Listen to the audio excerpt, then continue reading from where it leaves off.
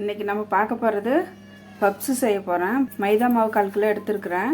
முட்டை 4 வேக வச்சு வச்சுருக்கிறேன். உப்பு தேவையான அளவு இதுக்கு போட்டுக்கலாம். போட்டு சப்பாத்தி போத மாவுக்கு நம்ம பிசைஞ்சு வச்சுக்கலாம். இப்போ இது மேலே ஆயில் கொஞ்சம் ஊற்றி நம்ம மூடி போட்டு ஒரு 10 நிமிஷம் மூடி வச்சிடலாம். ஸ்டப்பிங் ரெடி பண்ணலாம். இப்போ வந்து பெரிய வெங்காயம் 3 கட் பண்ணி வச்சா ஆனியில் போட்டு நம்ம நல்லா வதக்கலாம். பாருங்கள், வெங்காயம் இந்த அளவுக்கு வதங்கினா போதும். சில்லி பவுட்ரு, மல்லித்தூள், சிக்கன் மசாலா, கரம் மசாலா, முட்டை தேவையானது உரிச்சு வச்சுருக்கிறேன். இது வந்து நம்ம ஒன்று மேலே ஒன்று 4 சப்பாத்தி மாவு ஒட்டுக்க போட்டு அப்புறம் வந்து நம்ம கட் பண்ணி பப்ஸு செய்ய போகிறோம். சென்டராக வச்சு 4 பீஸாக போட்டுக்கலாம். நம்ம சென்டராக இப்போ நம்ம ஆணி வச்சுட்டு அதுக்கு மேலே நம்ம எக்கு வச்சுக்கலாம்.